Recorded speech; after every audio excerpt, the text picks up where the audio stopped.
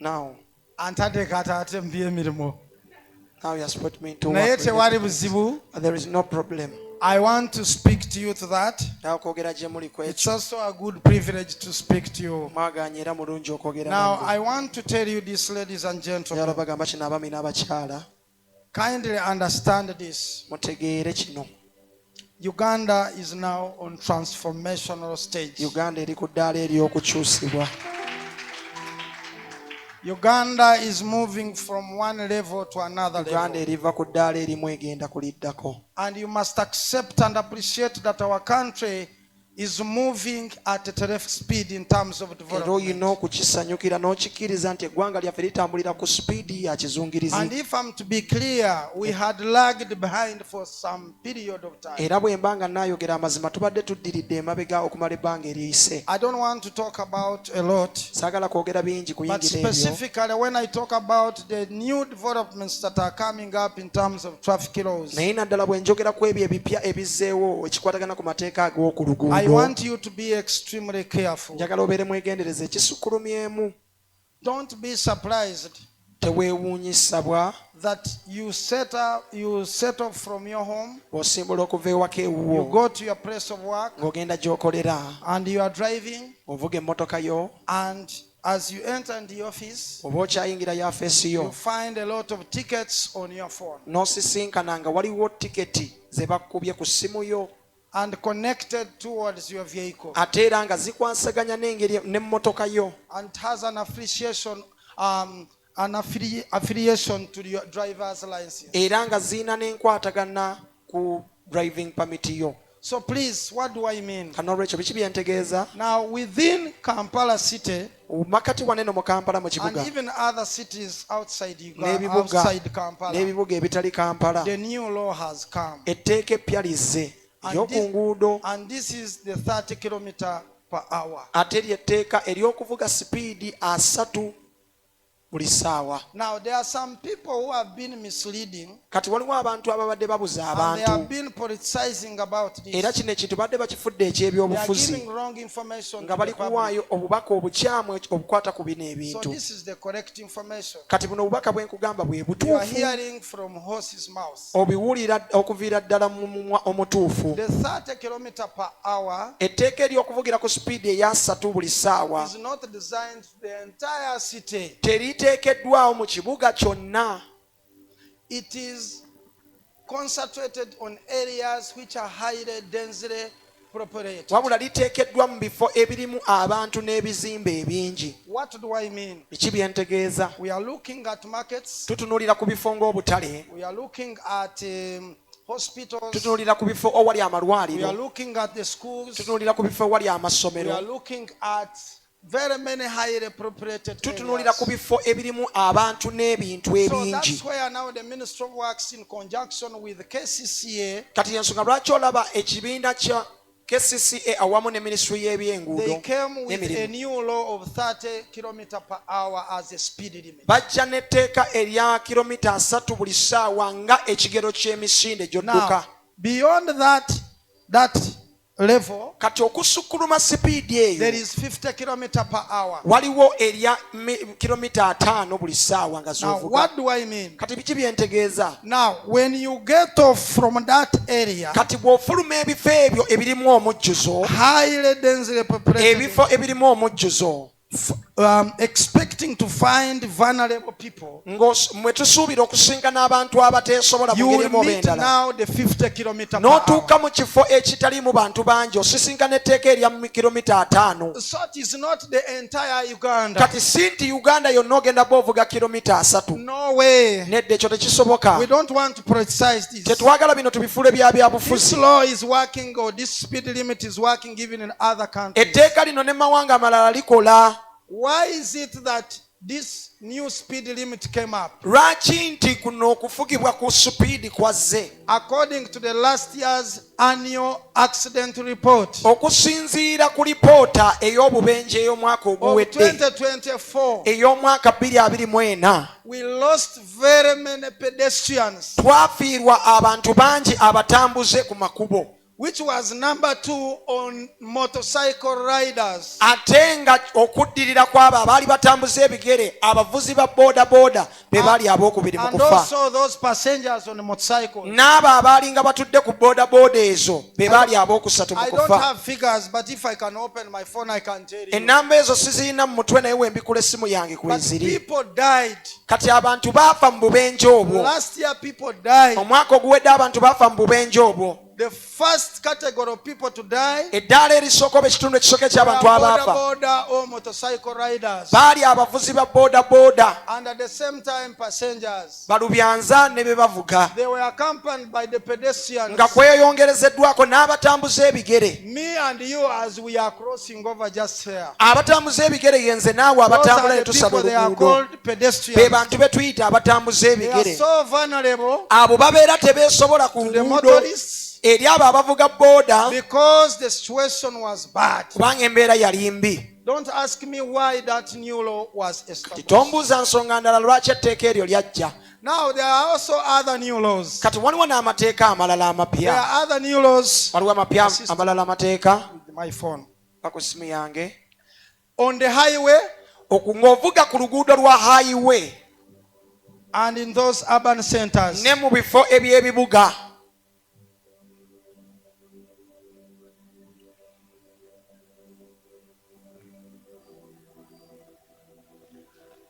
So it's a privilege for me. Kya mukisa gye ndi.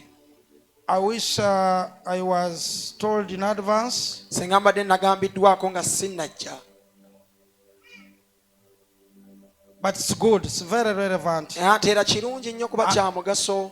And I know people are more than willing to listen to Era nkimanyi this. nti abantu baagala okuwulira ebintu bino.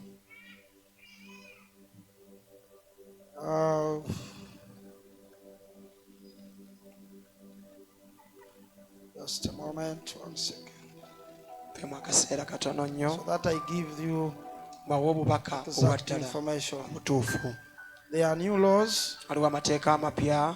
We are now beginning to teach the public Tutandise okusomesa eggwanga lyonna so that people can understand where we are heading. abantu basobole okutegeera wa we twolekedde. Now, as I'm looking for this, Kati nga bwe nnoonya bino eno I also want to tell you about another new law njala nabagamba ne ku tteeka that you eppya are supposed to move with your logbook. lye mulina okutegeera erikwatagana katabo k'emmotoka. So if you are driving people's vehicles, Kati bw'obanga ovuga emmotoka z'abantu abalala be extremely careful. weegendereze nnyo nnyo nnyo. Then I also want to caution you, Era njagala n'okulabula stop giving cars anyhow to some lekeraawo people. okugabula emmotoka ye eri buli muntu. Stop, Lekeraawo okujajaamya because you will get a lot of offenses on your car kubanga ojja kufuna emisango abantu gye bakoledde mu mmotoka yo when you are unaware. ate nga gwe togimanyi nako. So these are most common within our environment. Kati bino ebintu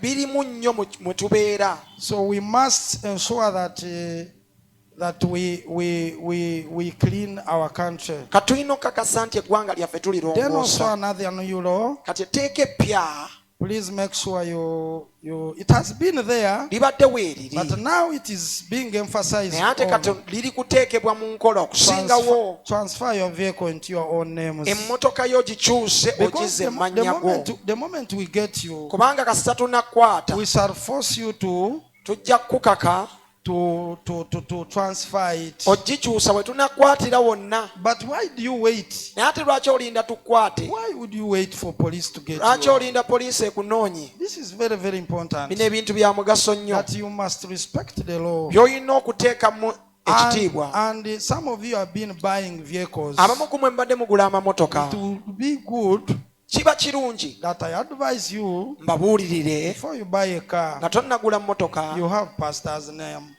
rather number. obeere ne namba y'omusumba, Call him and I assist you, mukubire nkuyambe so that I check on the systems nsobole okebera mu and sisitiimu see whether it has issues. nabo oba emmotoka eyo ebadde eyinayo ku nsonga. Because Kubanga if you don't get to know bw'otaamanye bino Then sometimes you can carry a vehicle which has a lot of funny stories. So as you leave this place, you can go and cross check. Yes, so the first case I've already explained. This one of 30 kilometers. Now I want to explain to you about the highway. All highways. The speed limit is 90 kilometers per hour.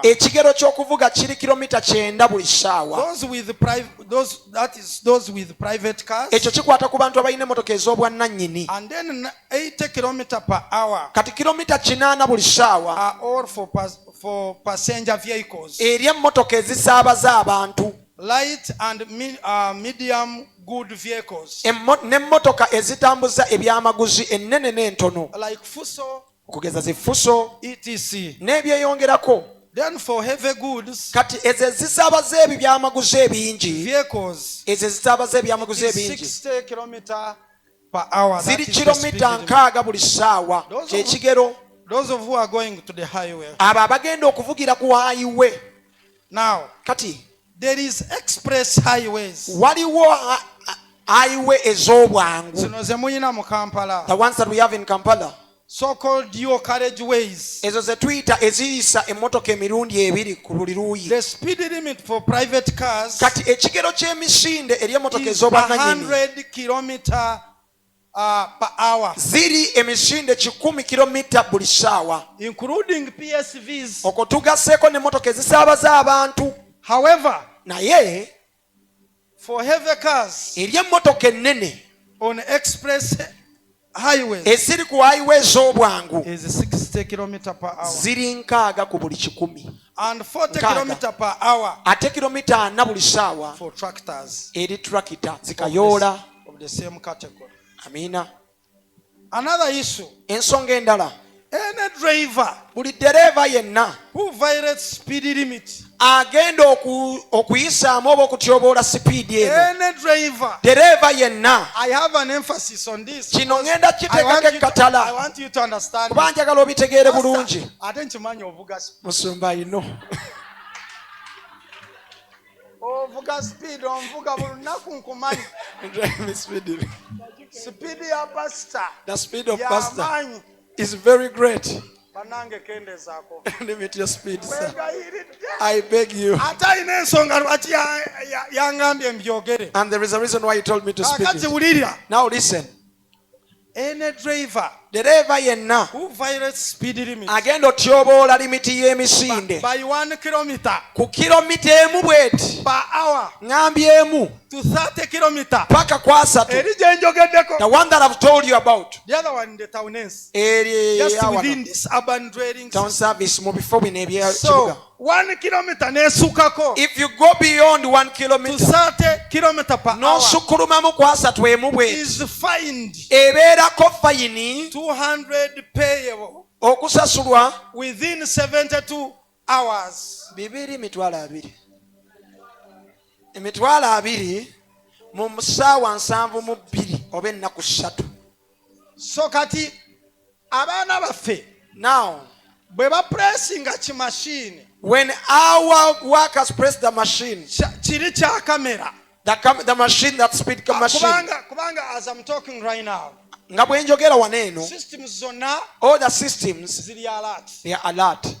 So if you commit a traffic offense right now, kati bw'okola omusango gw'oku nguudo kati, don't expect that they are going to launch it later. Tosuubira nti bagenda bigamba luvannyuma. It has already been launched by the Ministry of Work. Ministry y'ebyemirimu n'enguudo yabikoze dda. Kati as long as you go beyond 1 and the light gets you like this, kikwata face, gets the face, oli ku steering, you're on the steering wheel. Kikwata number plate, it even gets the number plate, eri mu kuvuga, that is driving. Kikwata ne co-driver, it even gets the co-driver. By the way, kambabulire kino mukitegeere. And let me tell you this to understand. Ku nguudo tubalaba. When you're walking on the roads, we see you.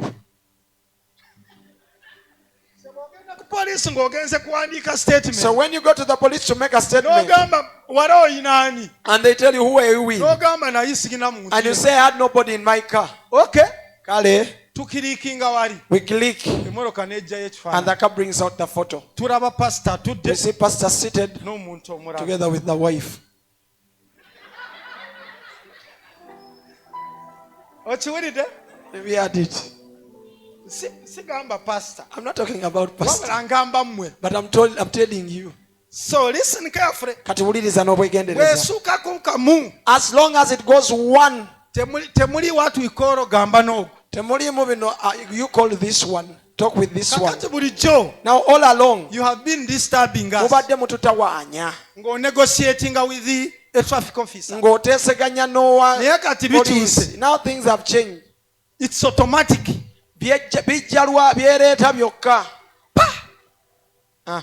era bw'oba oli observant If at all bw'oba oli oyiseeko mwegendereza, waliwo akafaanana akayitamu there is a photo that comes. when you refuse Bw'ogaana, you say this is the evidence tugamba buno bwe bujulizi. now our systems have advanced Kati sisitimu Now, zaffe when they give you a zikyuse. ticket, Bwe bakuwa ticket, it goes onto your phone egenda ku ssimu yo, ku nnamba yo. the message says Message egamba eti, good morning amakya amalungi good evening oba kawungeezi akalungi. the directorate of traffic Abakulembera ebyenguudo is here to inform you bali wano okutegeeza that you have violated nti ssebo the traffic offense blah blah blah they even give you the code oba kuyisaamu amaaso omusango bwe guti which is ogw'ebyenguudo, equivalent to this amount of money era omusango gw'okoze sente bwe ziti z'olina osasula. drive safely Vuga n'obwegendereza. Omulundi oguddako, gwe n'ogulawo akasimu and you open your phone n'okalaba and you see the message n'olowooza muzannyo and you think it is a joke, n'oyongera n'ovuga and you drive n'oyetooloola and you go around n'ovuga and you n'ovuga drive and drive. Akalala,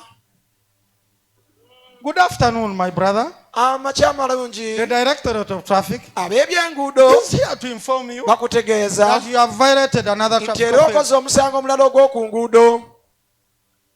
Mwami So Neza be Zavia, careful wegendereze. tugende mu maaso Can we proceed? now as I said 1 kilometer fined 200 Nga bwe nabagambye nti kilomita emu gy'oyisaamu ya within mitwalo abiri 72 hours. ogisasula mu nnaku Now ssatu. what does this one mean? Bino bitegeeza ki? If you don't pay within the 72 bw'otasasula hours, mu ssaawa nsamu bbiri, it attracts surcharge. mweyongeramu akasimbi. Katugende mu maaso. Can we proceed? Short of which bw'otazisasula it attracts 50% oyongeramu surcharge, ebitundu 5 ku 10 making it ku 300. ssente ezo ze bakubye, ekitegeeza oba ogenda sasula mitwalo aga 3. Another one. Teeka eddala, Any driver dereeva yenna who violates atyoboola speed limits ebyenguudo by eby'emisinde 31 km per hour kilomita 31 and above, n'okweyongerayo,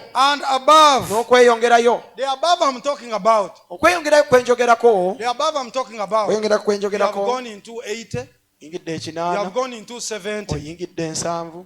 Oraba, kati bwe basangawo osuseemu They 1, find that you've gone through Kilometer. 1 kilometer. are you getting me? Ofuna. 200. But should they find that you have gone beyond Naye ate ne bakusanga osukulumye within this area I've talked ng'oli mu about, bifo bino bye njogeddeko, even in Mbalala, ne obeera embalala mu even kibuga, Arua, ne obeera Arua mu where site, all cities buli are, we wali kye bayita the site, law applies in the entire country. etteeka likwata mu ggwanga lyonna buli ewali site. Yeah? Owulira? So tolowooza nti bya Kampala Kati don't think that it is only in Kampala. So, Kati above is fine 600. osukkulumaawo tugenda kusaba emitwalo 6. Like that ticket. It's okay. I was referring to someone when I was typing. Now, number 6, another issue. Ensonga ey'omukaaga, We need to understand this. twetaaga otegeera kino, That all our systems, as I'm talking right now, nti sisitimu zaffe nga bwe njogerera wano are installed. ziteekeddwa buli wamu, Even right now, they are working. na kati zikola. Very soon, Mangu ddala you will hear people who are crying. mugenda kuwulira abantu abeekaabirako. Now, the impunity, Kati ekyo kye tuyita okunyigiriza indiscipline, mu kumpisa, impunity, impunity, obutali bulambulukufu mu mpisa. Now it had gone beyond with Ugandans. kubadde kusukulumye mu bannayuganda. Sometimes they get you a ticket Ebiseera ebimu nga bakuwa tiketi oba ekipapula and then you quarrel, n'oyomba you refuse. n'ogaana okisasula. Now we have enough evidence. Katulina n'obujulizi bungi obumala. If you fail, Ogaana osasula ekipapula we take you to court. nga tukutwala mu kooti. And it becomes an arrestable offense. Ne gufuuka omusango ogukwatibwa okusiba. When I was researching Bwe nabadde nnoonyereza over the same issue ku nsonga ze zimwera in Kenya, mu Kenya, in the United Kingdom, mu UK, for them they have gone ahead. bo baasukkuluma nawo They have advanced on their side. beeyongeddeko mu ekyo. That's why I was telling that for us we have been still behind. Yensonga lwaki mbagambye nti ffe tubadde tukyali mabega. For them, Bo there is tendering waliwo okugaba ttenda on the court bailiffs and all those. eri ebyo ebyokusasula. So now, Kati if you fail to pay bw'olema okusasula and the money accumulates, sente ne zikula, now these other organizations, kati bino ebitongole bye bawadde ttenda they come and pay the government. bijja ne bisasula gavumenti. Now after paying the Kati government, byo we bisasula gavumenti they take the ne responsibility bitwala obuvunaanyizibwa to follow up okugoberera through the court system. okuyita mu sisitimu ya Now as you kooti. are waking up in your own home, Kati oba okyazuukuka ewuwo the bailiff gives you a document. nga bo bakusindikira ekipapula. My brother, Muganda waffe, the government gave you the ticket. gavumenti yakuwa ekipapula You refused to n'ogaana pay. okisasula. Now Kati we are giving you this period ffe to tukuwadde pay. ekiseera bwe kiti If you okusasula. don't pay, Bw'otaasasule gundi. and I think at a later stage Era ndowooza mu gye tulaga eyo mu maaso we shall be there. naffe bye tujja okukola. That is now when our oil has stabilized. Kati amafuta gaffe nga gamaze ottereera. Now another aspect, Eddaala ekirala, if I'm enjoying how other countries are doing this. ndi kunyumirwa engeri amawanga gye I'm so gabikola. much interested to see such things. Njagala biraba nga bikola Happening in Uganda. nga babakwata. Now you see like this fuel Kati olaba Fuel. ng'amafuta gano going at the petrol station. ogenda ku petrol station. Now these days when you go there, Ennaku zino w'ogendayo they are giving you fuel. There is a pump attendant. bakuwa amafuta. Waliwo abeera ku pampu. How much? Meka 50,000. mitwalo 5. How much? Meka 50,000. ssebo 5. Okay. Kati I think ndowooza at a later stage mu ddaala eryo mu maaso we eyo shall advance. tujja kweyongerayokko. You will be having a visa card. ojja bba oyina ne You put in kaadi yo fuel for you. nga bakuteeramu amafuta. Then I think the new law has Weeteeramu amafuta. you reach at the petrol station. No, Otuuka any ku petrol station teri muntu fuel yenna. attendant. Tewaliwo You aliwo. just bring your card. You Ojjayo press kujja in, kaadi yo you put in how n'ogiteekayo. much. Oh, you're gonna Weweeteramu. take a mark akade. Whether you want to put a Ebyo video, bibyo. that is up to you. Now, Kati the moment you press in a card, kasita oteekamu kaadi bw'oti, akasente kaffe kakola ki? and that money will be taken off. But in accordance with the law, Naye nga tugoberera mateeka. those are now, we are still planning Tukyali ahead. tuteekateeka engeri gye tubakwata. 2030, 23, 2035, 35 in Jesus' name. zibakeeredde. We pray so that things happen. Tusaba ebintu ebituukirize. Now, Kati even in the bank, ne mu banka on the ATM, ng'otuteeyo you put ATM. your visa card there. Kasita oteekayo kaadi ye ATM. You are welcome, sir. Sente zo nga tuzitwala sente zo. Sizaffe. Sente zamwe. It is your The money. money comes back to develop the what? Sente zijja kulaakulanya Because it is ggwanga revenue money. kubanga za It's not for musolo, Uganda Police Force. si za poliisi ya Uganda. Amateeka These laws, ng'amalira as I'm finishing up, sigaffe ntugenjoyingiramu. they are not ours to enjoy. Nedda, It's for the betterment of this ga country kukulaakulanya ggwanga by lino safeguarding the lives of our people. nakuuma bulamu bw'abantu baffe. amateeka tegakwata ku ggwe weka The laws do not hold you alone. Even us. when I enter in that civilian car Kasita nyingire emmotoka eyo. nange ndi mu police Even me who's in the police. my dear Muganda wange. you have to face it. Olina okukisisinkana Now wengamenya. someone can even ask me a question Kati here omuntu mwayinza n'okumbuuza ekibuuzo wano. about these vehicles of the police. Ate ku mmotoka zino eza How about poliisi. these ones of the government? Ate bano aba gavumenti. Bano abasingayo impunity. The ones Empisa mbi. empisa zaabwe mbi. Bavugira kataka. They drive Bavugira mu off-road. one way. They drive in one Sebo. way. Why? Eteeka is not exonerating such human beings. The law terigenda kutusonyiwa.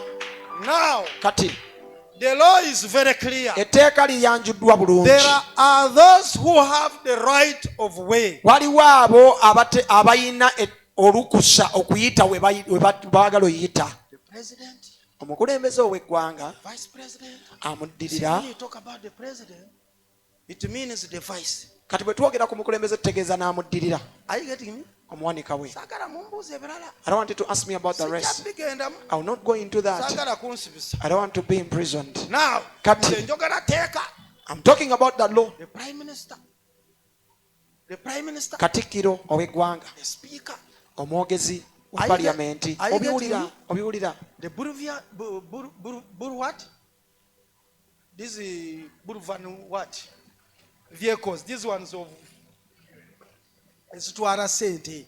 Sente za Those ones motoka which za are sente. taking money. Then Ezo. there is also ambulances. Kati waliwo n'ambulensi. They have right of way. Ziyina olukusa okuyita bwe zaagala. But if you don't have an emergency inside, Kati ate naawe owa ambulensi waba toyinaamu kyabwangu omwo and we get to know. oba owedde. Lukukeeredde. Now, Kati waliwo military vehicles waliwo emmotoka ez'amagye which are authorized to do ezikkirizibwa emergencies. okutambulamu ebyo Even some ebyobwangu. police cars N'emmotoka ezimu eza that have poliisi roof right. ezirinako But akagombe. also, Naye ate era If you find that you don't have an bwe emergency, tukizuula nti obadde tolina kintu ogenze simanyi kyabwangu, odduka kukima mukama you're wo. going to pick your boss. Atukulya. So all Kati. these are installed in the Bino system. byonna biteekeddwawo mu So sisitimu. there is no need to say this one has special privilege. Kati tewaliwo lugamba nti ono ayina Police agambe yita wano. the police to say that you pass here. The police can tell you No, nedda. it's automatic. Kiri mu lwatu. Now, Kati another issue. ensonga endala. We are soon coming to the end of traffic officers controlling traffic jam. Tunaatera okuva ku ba traffic okuluŋŋamya traffic. I have seen my sister clapping hands. Ndabye mwannyinaze ng'akuba engalo. Angaakuba engalo yeka. She's clapping alone. Let me tell you this. Kambabuulire kino. Now, Kati these traffic officers, banneeno aba traffic they have abasirikale been blaming them babadde baweebwa enguzi. that they,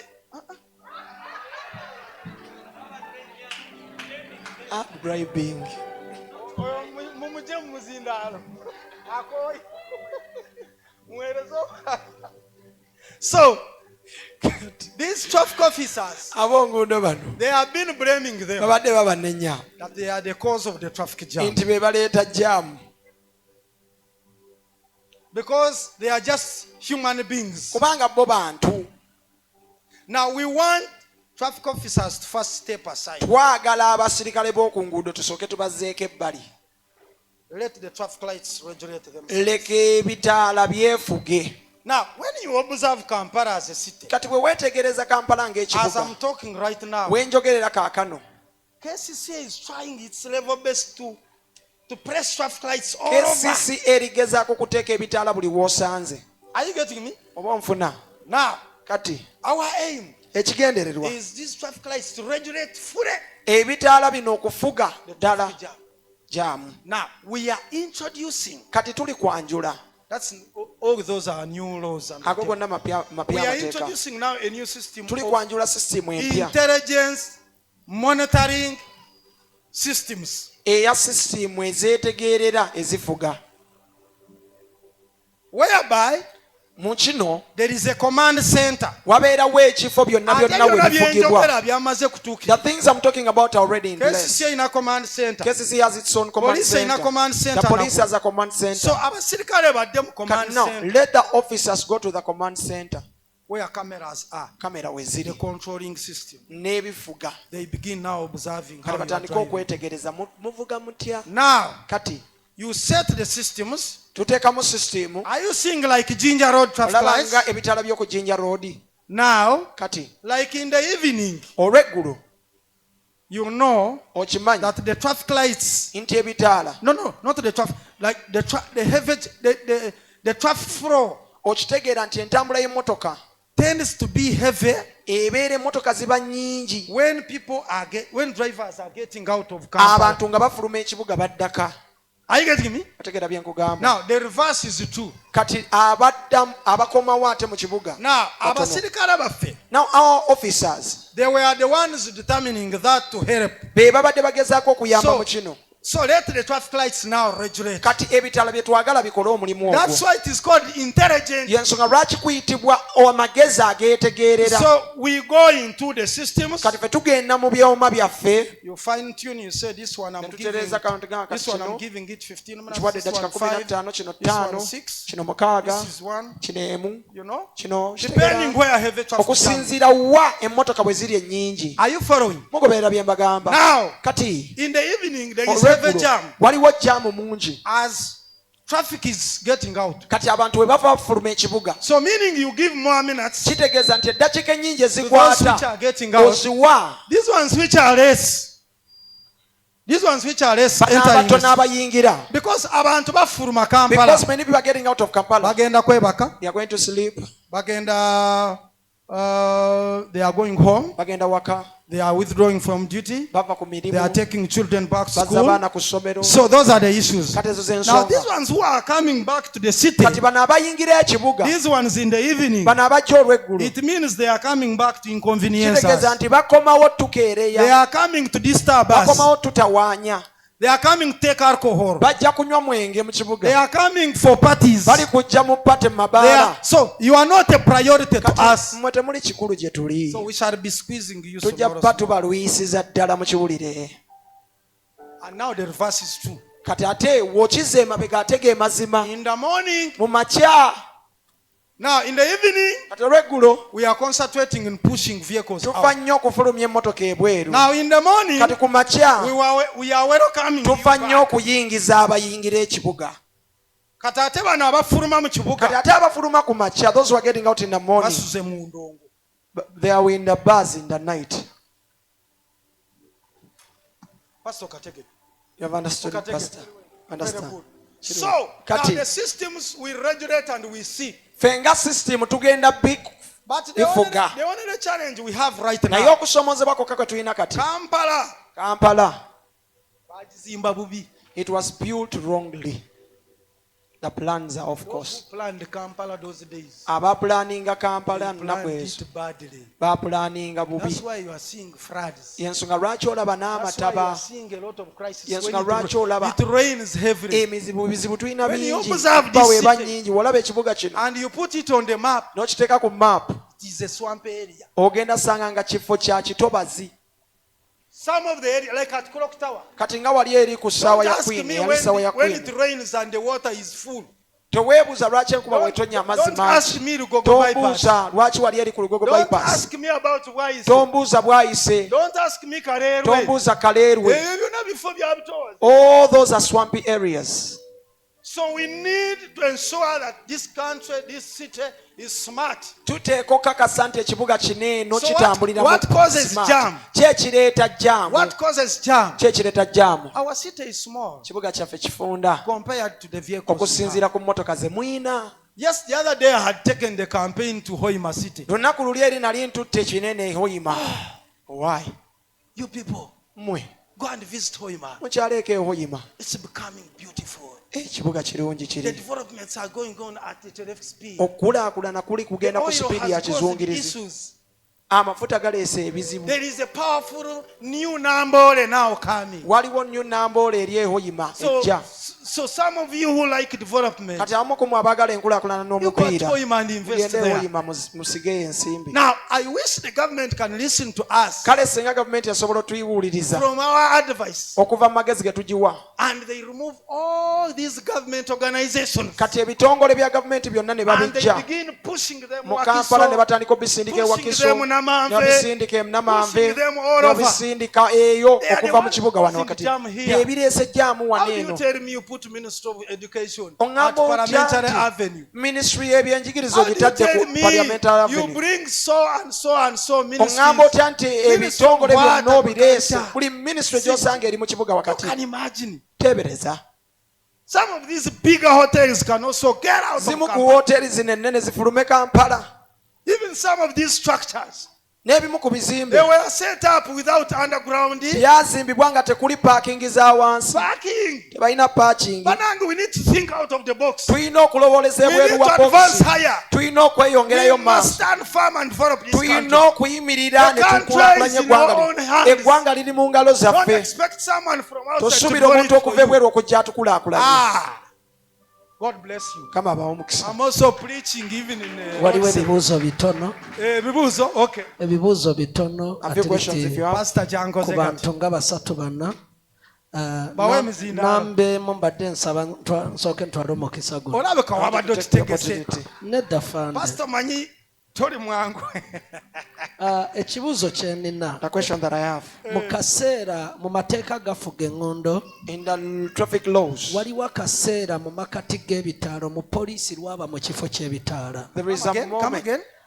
mu mateeka agafuga eŋŋondo in the traffic laws, mu junctions in the junctions where oba the mu traffic lights kaseera are, k'omujjuzo gw'ebidduka oba traffic when there jam is traffic jam, waliwo mupoliisi lwaba mu kifo there are ky'ebitaala moments when a police officer is standing ebitaala nga in bikola place, naye omupoliisi n'atwala when the obuyinza traffic lights are working, okuluŋŋamya ebidduka okusinziira ku but mbeera the eriwo. traffic officer takes charge to guide the traffic depending on the situation at hand.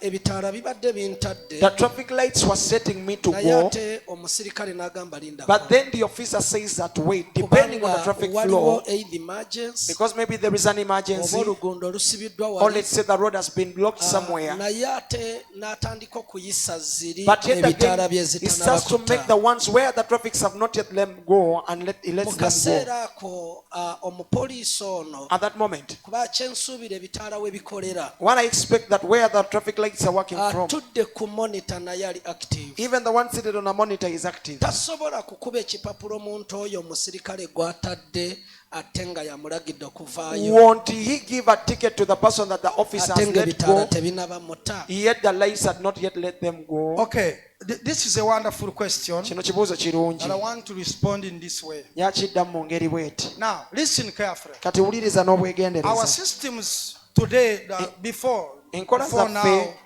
nga the tetunnatuuka way wano, they were working engeri gye zibadde is zikola. exactly now what he's talking about. Kati bino byali okwogerako Because kubanga this is concerning about violation of traffic lights. kino kikwata kutyoboola Traffic ebitaala. officers Abasirikale ba traffic have been violating babadde batyoboola traffic lights. ebitaala. I don't know whether you are getting me. Oba mukifuna? I'm coming to his issue. Ndi kujja ku nsonga They ye. have been forced Babadde to basindikirizibwa violate traffic lights okutyoboola ebitaala. because Kubanga why they Lwaki? are violating them. lwaki babityoboola?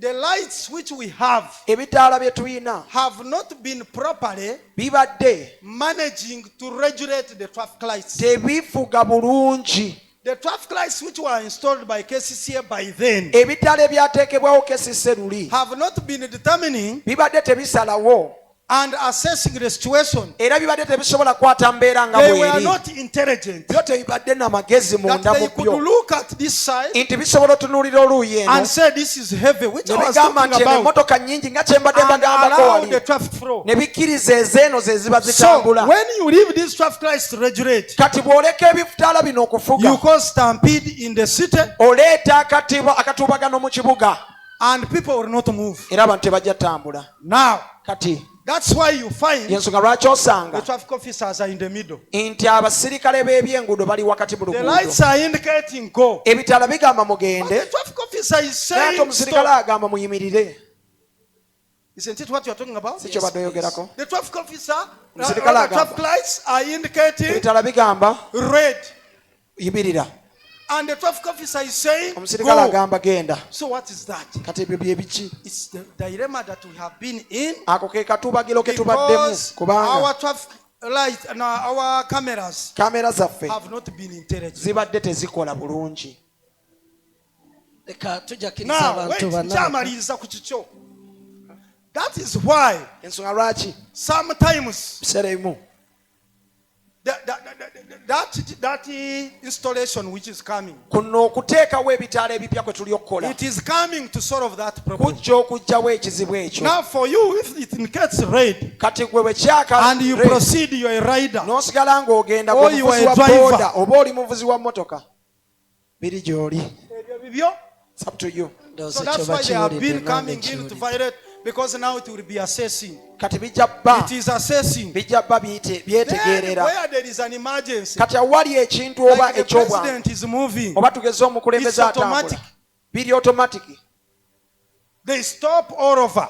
bijja kusiba buli kifo kyonna Red, red, red, ekiriraanyawo all over. myufu myufu And myufu give a leeway era ne liteekawo ekkuba empya ekkuba epya for the president. eri omukulembeze For those whom I've talked about that have right eri of bali be nabagambyeko So abalina it will be olukusa okutambula automated. kati bijja kwetegeerera. Kakati gwe bw'oba oyagala kuyita mu kkubo lya No, emergency, if at all you want to pass by Abamaze the side of kusiba emergency when they have already put red kanaakujjuutuka. Mukama akusonyiwe. May God forgive you. Next, muwe Addako. muzindaalo. w'omuzindaalo tugenda kwaniriza bantu banna. Okay, I have two questions. n'ebibuuzo bibiri Most of the times when Sera you're bisinga. driving, tuba tuvuga you reach somewhere, the traffic lights are saying green. olina wootuuka And then the ebitala border bigamba border green passes. kati boda As the neeyitawo border is passing, Kati you boda weba stop eyitawo. maybe in the middle, n'oyimirira mu as if makati you had violated the traffic lights. n'obeera ng'omuntu What will abadde happen? Are you going to regulate the borders? That is one. Two, I work in a bank. nkola mu banka We give people loans tuwa abantu zirooni and they don't have their logbooks. nga tebalina butabo bwa So if motoka they zaabwe. move without their logbooks, Kati bwe banga batambudde will tebalina happen? logbooks zaabwe ki Those are my ekinaabaawo. two questions. ebibuuzo byange ebibiri. Okay, Kati now it's like this. kiri bwe kiti. Listen to me. Puliriza. Ekibuuzo ekisooka The first question is on motorcycle riders. kikwatagana ku bavuzi ba booda This balubyanza. law which is coming Etteeka erijja does not exonerate a border rider lubyanza terikusonyiwa and a motor vehicle driver. era n'abavuzi They are all ng'olina motors. piki yo zonna piki And they all fall under category of these new laws. era mwenna mugwa mu ddaala ly'etteeka eppya lino. It is not the law that attached to the drivers si only. tteeka lyabavuzi ba mmotoka So bokka. nowa boda ajja kukola ki? Kati lubyanza naawe Ajja kuyimirira. zikuguddemu. The other day I was in Wandege. olunaku luli nali I was wandegeya in a private car. nali mu mmotoka Now I ey'obwannannyini. kept on monitoring. Kati nga bwe The neetegereza discipline is coming. nga ndaba empisa If zigenda you are zijja. observant, bw'oba weetegereza bulungi aba boda balubyanza batandise kweraliikirira. they have started to be worried Bw'eba ekitaala kikute red, when the light is saying red. bajjula. They are filled all over. Bajjula. They are filled all over. Basalawo. They decide. Naye abo b'omanya batalina license. But the ones that you know that have no These ones, license, zenywere ngumu, the ones who have come from Nakapiripiriti. bano abaviiridde mu kyalo, From deep there in those places of ours. abaviiridde mu bifo ebyo They have tutamanyi never kumanyi. seen on a license. Tebalaba ku license, They are tebalaba the ku ones driving jumping permit. and riding on Bw'olaba nga pavements. bavugira buli wamu we basanze. In fact, I always tell them that your father is one Ntera obagamba nti kitaawo and ali your mother omu is also ne one. maama we ali omu. Because the behaviors are the same. Kubanga enneeyisa z'olina ze By zimu. the way, I've done a research on boda. Nkoze okunoonyereza ku And I have balubyanza. wrote a book Era on ne boda mpandiika akatabo ku balubyanza in Uganda. mu Uganda. So I know them the way they behave. Bamanyi kitaabo eyo omu ne And mma. I've also wrote another book on Era accidents. ne mpandiika n'akatabo akalala ku Now, bubenje. number 2. Ati ekyokubiri. Those ones are the issues that have been working. I'm still on number 1. Nkyali ku kisooka. That have been working now before. Ebyo bibadde But luli now eri. things are changing. Naye kati ebintu So, bikyuse. but we have a long journey to sensitize to the people. Nti kati tulina olugendo People lunene are olw'okumanyisiza oba And we are okutegeeza soon abantu. starting a new program of training Tunaatera motorcycle riders. okutandika puroguramu y'okutendeka abavuzi ba You will be booda. seeing it. Bajja b'obiraba. Then number 2. Kale ekyokubiri. You said what? Come again. Kiddemu. I bought a car nagula emmotoka. Oh, logbook, I've remembered. Thank you so much. Now, the new law talks about moving with your logbook, kale etteeka eppya lyogera kutambula n'akatabo k'emmotoka ekituufu. now it helps you kiyamba to gwe compel this man to pay your money in the bank. okulagira omuntu ono asasule ssente Because ze. you see now how kibayamba your work is abantu going bano to be easy. okubasasula. olaba omulimu gwammwe gye gugenda For you, okwagula. are you interested in retaining someone's logbook? kati gw'onyumirwa nnyo okubeera n'akatabo k'emmotoka y'omuntu. So, since he knows that now the new law has kati come, bw'abanga akimanyi tetteeka eppya that lizze demands for the logbook, nti eribanja akatabo k'emmotoka, definitely this person omuntu ono is mazima going ddala to pay very fast. agenda kusasula mangu. Are you getting me? He's going to pay. ajja He's sasula going to pay in the bank. mu banka. Then now, alternatively, kati ekirala ekiringa ng'ekiyambamuko if for you, you are retaining the original. bw'oba gwe olina origino Probably y'akatabo, this person can be with a photocopy. omuntu ono asobola okuba ne fotokopi oba Can be ey'okusimu. a photocopy. Why is Lwaki? it that you don't give them any photocopies? lwaki temubawa fotokopi Do you give them? Hey, photocopies. eya logbook In the names of? Oh.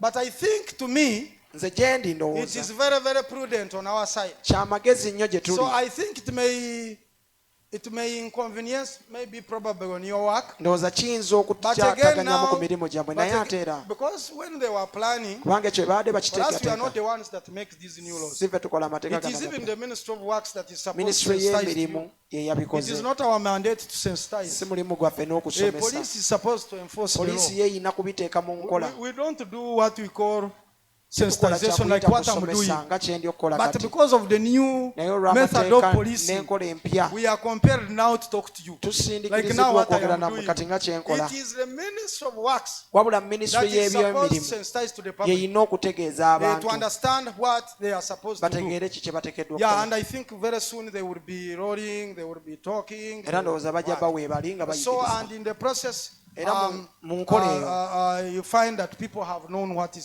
supposed to ojasanga be abantu done. bategedde ki ekiteekeddwa But okukola. back to your issue, naye nga tuzze ku nsonga yo, for us, I think they thought of this in line with security. ndowooza kino baakirowoozaako mu They ngeri did not y'ebya think of your bank butebenkevu, tebalowooza ku bya banka. issues, so nsonga maybe zammwe. probably you can tomanya give your views and interact. Maybe muyinza okuwaayo management of ensonga the zammwe ne bank, tukyogerako. you talk to the new lawmakers, Minister of Works, General Katumba is there. You see how you can interact with him like that, and you express yourself over the same. The law can be reviewed. tuyinza okuddamu ne tulitunulamu etteeka eryo. It can be taken back on the table of Parliament. tuyinza oddizaayo ku mmeeza ya paliamenti. I think that is. Is there any other person? omuntu omulala. Yes. Yes, my sister. Tugenda kwaniriza omulala brother Chobe, Mr. Chobe, n'omulala omu ne brother Sam Honorary. Abalala tujja buuza olulala. Thank you, Sister Cindy. Okay, thank you. You talked of 30 kilometers per hour and Ngedde ku 15 kilometers isolated 35 places. So my question is, Kibuuzo kyange kiri nti, I've seen a few places that do not have those signposts for the speed Ndabye ku bifo indicating the ebitali speed. mu So has bupande obwo. government considered such Kati government places egezezzaako to redo and put those signposts oteekako that talks about speed and maybe signposts showing schools and all that? Because I've seen so many places that they are not there and those that are there are already demolished. So has government put that into consideration? Thank you. Now, I may not talk on behalf of KCCA, kati nyinza obutayogera ku lwa or kitundu maybe kya talk on KCCA, behalf of Minister of oba Works. okwogera ku lwa And as I Minisitule said y'ebyemirimu. before, Nga bwe it is nabagambye luli, this issue is done in conjunction between ensonga eno KCCA ekwatagana wa and Minister of KCCA Works. ne minisitule y'ebyemirimu. So, but what I can say naye is kyensobola that bagamba nti where those road signs are obwo bupande we buli is where most of these concentrated areas are. ye wali abantu But not abangi. all the places, I think, naye sisuubira nti in ebifo my own byonna view, mu ndaba as eyange you said, nga bw'oyogedde, that are all having. sisuubira nti ebifo byonna birimu obupande obwo. So as soon as I think this process is to start, kati kino then bwe as you know, kinaatandikira budgetary issues like that, they will keep on adding. bagenda babongerawo obupande Yes, obwo. I'm not going to comment on behalf of. sigenda kuboogerera bo, Yes, but I don't think all places have. naye sisuubira nti ebifo byonna But birimu. where there is 30 kilometers per naye hour, awali asatu ku and as I'm talking right now, nga bwe njogerera wano that speedy limit road sign aka kapande is there. kyeka nga You weekali violate. n'okatyoboola owedde. tebasobola okuvunaana era tebasobola kuvunaana So nti even right wayisiza now ng'ekipande ekyo tekiriiwo kitegeeza we kitali etteeka eryo teriri mukolerawo. Thank you very much. Neteeka terikolaawo ligenda mu 50. Toyerabira because eteeka The law, the previous law etteeka eriyise, yali lyogera in town it was speaking about town 50 kilometer. 5 So nga tosuseewo. kasita togenda waggulu wa Sometimes 5 it depends on jam. kisinziira ku Actually, you jaamu. are reminding me of something very interesting. Olina Because ekyonzijukiza someone was like, I was somewhere where I was seated. nina awantu And we someone naliko was like saying, omuntu ng'agamba abantu bano tebategeera. these people don't have Government understanding. tetegeera. The government has no understanding. Magezi. They don't Kati understand. ne bwa robbers ne bwe baba bangoberera. Even if the robbers are Ekiro following nga me in the bangoberera night and they ndina are following kuvuga me, 30 should kilometers. I drive 30 kilometers? Ababbi bangoberera. The armed Balina robbers emmundu. after me, they have Mbalabye guns. banjagala. I've seen them, they Ate need me. this thing, sasula 3 onye obulamu. it needs common sense. Are you Kyetaaga getting me? obulamu, amagezi, abazaale. If it is at night, Bweba bwa kiro, I don't want to be quoted. saagala ebigambo bino I'm temubikujja, conscious of what I say. neegendereza bye njogera. Now, Kati if they are following you and robbers, really, kubanga bakugoba these guys are armed. ng'okitegedde bano bazze Surely you kunziba, need to rescue your life. olina okutaasa obulamu. So you'd rather pay a ticket? Waakiri osasula ekipapula n'owonya obulamu. Am I lying? No. So now, very interesting. I laughed. I began laughing from nowhere because it was a very interesting thing. Kwakyadde kinyuma. Then again, another one said, Kati omulala I'm just n'agamba, imagining there is no nteeberezaamu jam. tewali jaamu, The road is clear. ekkubo liri kaweeweevu kati, Then I'm driving at 30 kilometer what? nga nvuga nga nfudu, It is okay. tewali tabbu. As you approach, reduce.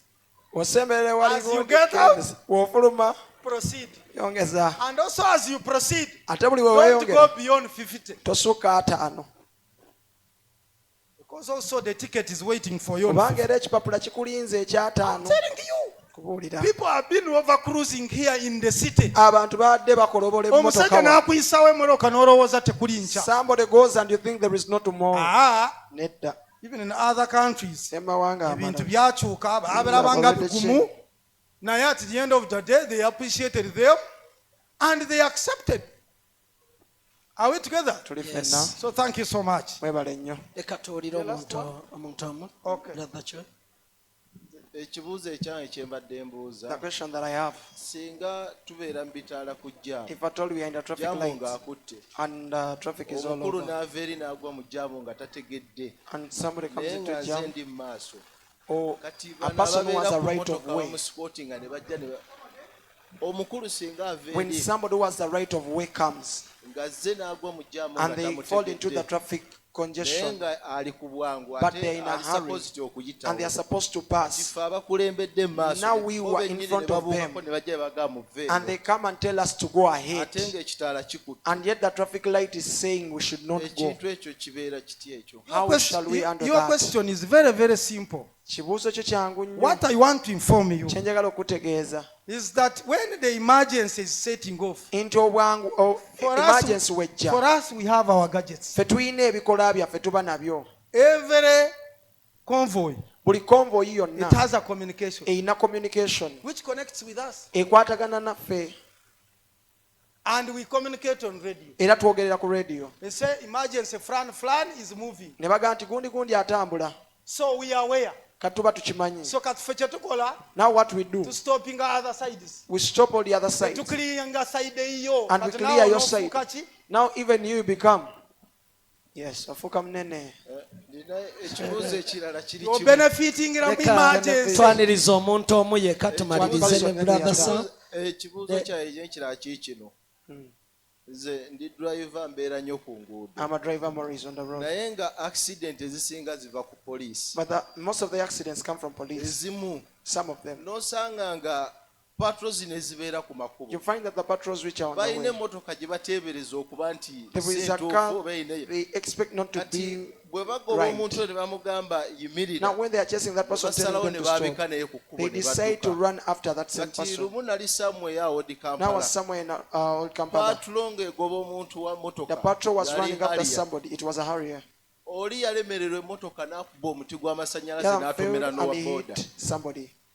accident ebaddewo The accident has happened. motoka kye babadde baluubirira si bwe The kibadde motive was not right. ate abantu basigadde mu bali bugumu. bagobera motoka ki bali bagigoberera Harrier. It was a Harrier. bali bagigoberera ki wakitegeera yaliko Tewali emisango yakitegeera. gyeyali okoze egitaategereka. naye nga okudduka okwo speed eyo okwegoba okay Okay. now Kati.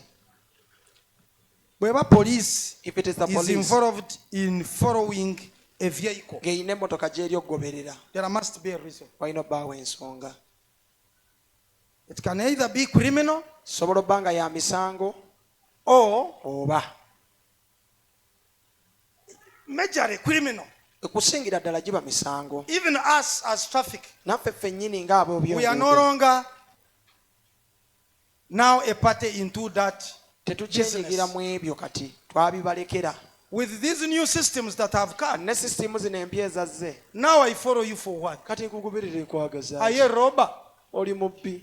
But if we suspect that you have guns, naye ate tuba tusuubiriza nti olina emmundu, that you are armed, nti olina emmundu, you are from robbing, nti olina gy'ova and okubba, police is following you, poliisi eri kugoberera, that one is okay. ekyo tujja kukugoba. Because as a mundu, if we don't get them, Because bwe tutafuna mundu they are ezo going to kill your brother, zigenda kutta muganda your wo, sister, bannyinaze, and even your own friend. ne mikwano gyo gyennyini. So we can't leave you. Kati tusobola kuleka. But also, naye ate era even when we have guns, ne you wetuba have ng'olina emmundu guns. ng'olina emmundu, There are very many ways of intercepting. waliwo you. engeri nnyingi nnyo We ez'okuyimiriza. can decide to lock you up. tusobola n'okusalawo Tulina okukusiba. capacity y'okulockinga. We have the capacity, Ne tukusibira mu kifo and kyekimu. we lock you up in one place Ne tucommunicate and tugamba waliwo and emmotoka communicate and say that bw'eti there is such and such a car. eri mu kutambula. We are It suspecting is to be moving. We are having any- suspecting it to have So can guns. you lock that side, lock that side, lock that Kati side, musibe eri n'eri n'eri using n'eri a n'eri. radio communication, okozesa just and you radio, remain there in jam? n'osigalawo mu jaamu. Or else oba si kyo, you jump out and run, n'ofuluma n'odduka, you leave the guns, n'oleka emmundu, or oba you remain there, we arrest you. n'osigalawo ne tukwata. But we might intercept you naye ate mu ngeri when you are yonna not aware, tusobola n'okusalako nga totegedde, and we find you on the steering. ne tukusisinkana ng'oli ku steering. Like now, you people, we are heading into elections. Kati mwe tugenda na We are heading into bululu, hectic tugenda mu situations. bululu, We must be very, very tulina extremely okubeera alert. abantu If abeetegefu you ennyo. suspect that there is a wrongdoer, bw'oba olina Yes, omuntu gw'osuubiriza ABCD obba nga in the alina ekikyamu vehicle, kyakola alina kyalina mu kindly, my brother motoka, and sister, muganda wange inform us in advance. tutegeeze mu bwangu. Only your phone call is enough to save the country. simu yo yokka emala okutaasa Just eggwanga. one call, even a Simu minute emu, is not over. n'eddakiika teggwayo, But you would have saved naye multitudes tojja of bba people. owonyeza abantu If bangi. you are seeing them somewhere, they are Bw'oba suspected olinawo to be obalaba doing. nga bateeberezebwa You okubeera inform us. abazzi b'emisango Now tutegeeze. back to your issue, Kati sir. okudda ku nsonga yo ssebo, On that particular, ku ekyo we condemn as traffic police. ffe ng'aba ebyenguudo And in most cases, you can't find traffic police tukigaana, is the one following. era mu biseera ebisinga tosaasanga Maybe abatrafiki these be bagoberera. so-called emergency vehicles of Ndowooza 99. zino emmotoka za 99 paatulo These ones normally follow some eza paatulo wrongdoers. zisobola okugoberera abantu. But traffic police, naye ate abo ebyenguudo even on the highway, if you fail to ne ku highway comply with the directives of the police officer on the ogaana highway, okugoberera amateeka and they have g'abapoliisi stopped you, have ne refused to bakuyimiriza comply, n'ogaana, for us, we leave you. ffe tukuleka We take the number plate. ne tutwala number plate, We alert the CCTV cameras. tegeeza aba CCTV camera. Wherever you pass, buli w'onooyita let me tell you a secret. kakubulira ekyama. Bw'okola omusango, When you do a criminal we offense blacklist you. tukuteeka mu So tukuwandiika. wherever you pass, Kati buli w'onooyita, buli w'oyita wonna, every place you pass, akadde kalangirira the alarm goes off. nti wuyo There. wuyo ayiseewo, wuyo akutte Kampala There road. he is, he has gone on Kati Kampala abaana road. bakulaba, Now they see you everywhere. ogenda mu maaso ng'osangayo abakulinze. Then you'll find others in front So waiting for you. never commit a traffic offense Kati tokola omusango gwa and police Bunguudo. stops you poliisi and you nekuyimiriza fail to stop. n'odduka. You are adding in more injury oyongeramu within a wound. oyongeramu nnyo mu kiwungu. Yes. Don't fail to stop. Comply. Amateeka gekole. Are you getting me? Understand? So my brother, Anyina I want to conclude here by saying yamaliriza ano nga ngamba that nti we condemn highly tunenyeza ddala the business of following vehicles apart from the other criminals. okugoberera okujja ku Yes. So, and even us, when you're on the road, traffic, you are supposed to be having a notebook. If you fail to listen to me, I write. I keep you in my record. Then I install you in the system. The rest will follow. As you will be putting on a tie and a suit, as you are going for a wedding on Saturday, you will see a human being stopping you. You think that they are going to ask for a traffic offense. They say you have issues. Which issues? What are you telling me? Let's go to the police and sort it out. No, you police, you are corrupt. You want now enguzi.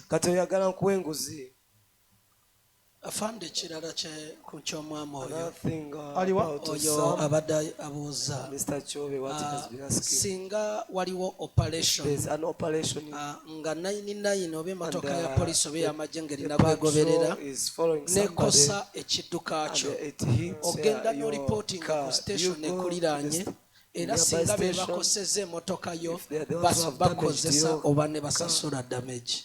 Let me explain this. Nobody is above the law.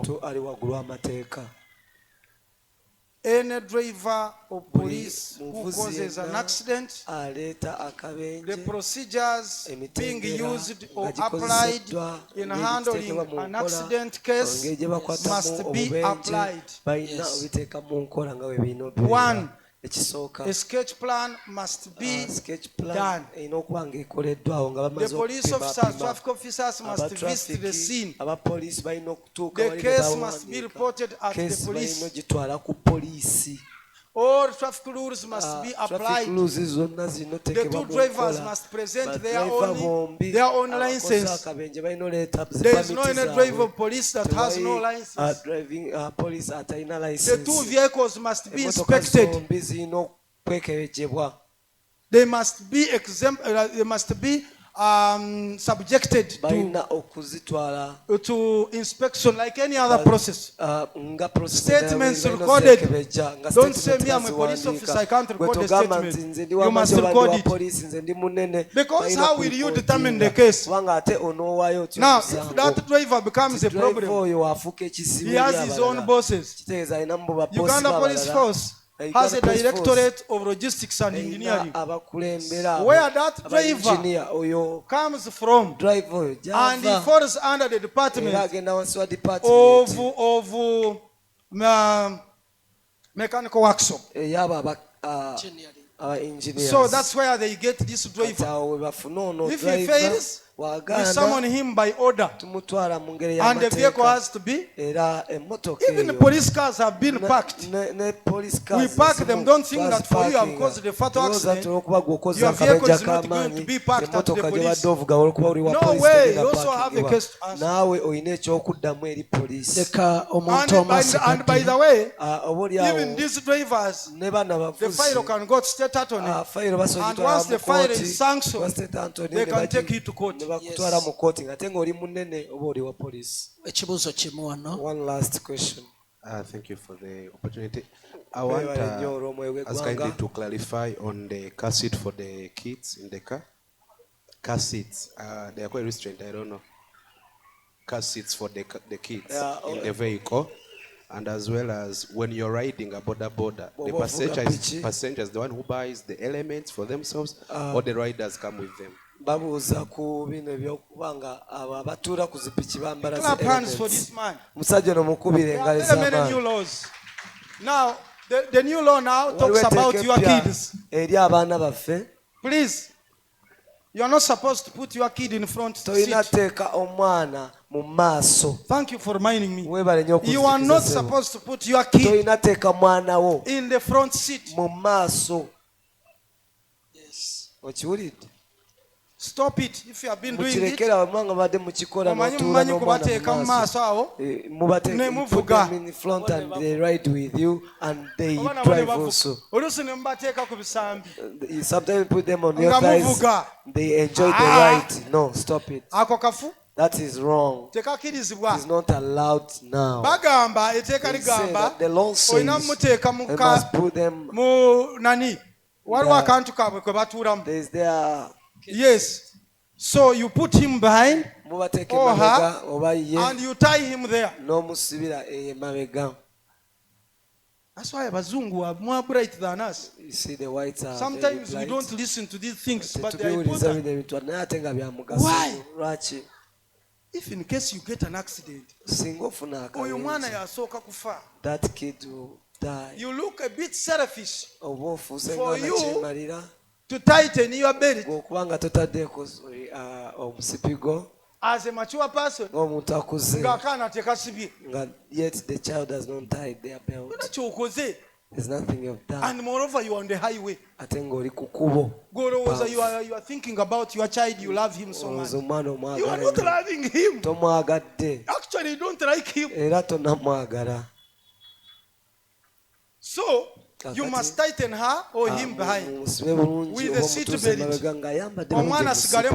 Let the kid stay in one position. Thank you so much. Let's get this person. Me, it's a request. Before you deploy your officers, whether we have 30 minutes, 30 kilometer, work on the signpost. These agencies should work hand in hand to first work on the signposts. Integrate kati nyingide mu zone eya 30 kilometer speed kilometer kawa njivudemu ngenze mu 50 kilometer per hour. Before nga temutade mu kitara atenga signpost ziriko. Signposts weziri we batade signposts. Wherever they have installed those signposts. I want to tell you that even cameras are already there. Even cameras have been installed in the same places. Yes. And the kilometer per hour. And those there the 30 kilometer per hour warns you first. It is the one that comes. They warn you to speed. So now for you insist you don't see it. And they are strategically positioned in a way that you are able to see. You go to Rwanda. You will test what is road safety. You will come back when you are. If you had gone with only amafaranga gakwingana ki, if you have gone with you would have paid properly. If by the way they don't detain you. Thank you so much. Praise God. Recently I was in Rwanda. I passed that border Kakitumba. But I thank Uganda for those things that have been in Rwanda. They are already here. I entered the Rwanda. I didn't find any traffic man on the road. But when I was coming back, I was taught by 2 traffic men. First one asked me, I want to search you if you don't have a badge. And the heart pumped. Now cross-checked, he asked me for the driving license, asked me everything. I gave them everything. When I gave them, they asked me, how have you done it without having? You don't have any debt from Kigali. I told them that I moved by the signpost and they shaked in my hands. Continue. Now the second one, before I reached the border, they asked me the same question. They told me you can proceed. If you have left that country without a debt, you know the laws of the country or the traffic. For that issue, Ugandans, let us be careful. May God help us and be blessed. This man, it means that he's a skilled driver. Muvuzi amanyi kyakola. Yes. Okuva mu ggwanga erimu n'ogenda mu ddala ne kamisona akwebazza weebale nnyo. Another level. Ali ku ddaala ddala. Leka tukubire afande engalo ez'amaanyi. Thank you so much afande. God bless you. Bannange tumukozeseza omulimu gw'abadde teyeetegekedde naye ate okuba nga lwaki kino tukingizaamu. Today is a vision service. Ate emala wiiki. Leka mbabuulire ekkanisa fa balina okubeera ekyokulabirako mu bintu byonna ate fa balina okuyigirwako kubanga kye tusinga n'abalala ffe tulina omwoyo mutukuvu. Bw'oba osobola kugondera omwoyo mutukuvu tosobola te kuyingira mu liisika ezo bwe ziti. Mukama abawe omukisa, Mukama bakole bulungi, tubaagala nnyo. Vision service egenda maaso era ku Lwokubiri Musumba James yagenda kuba ng'abuulira era agenda kubanjaniriza nga nsiiga abantu amafuta nga tuyingira mu wiiki empya. Era tugenda kweyongera kulaba omukisa ate abagenyi baffe batandika tuuka Lwakusatu.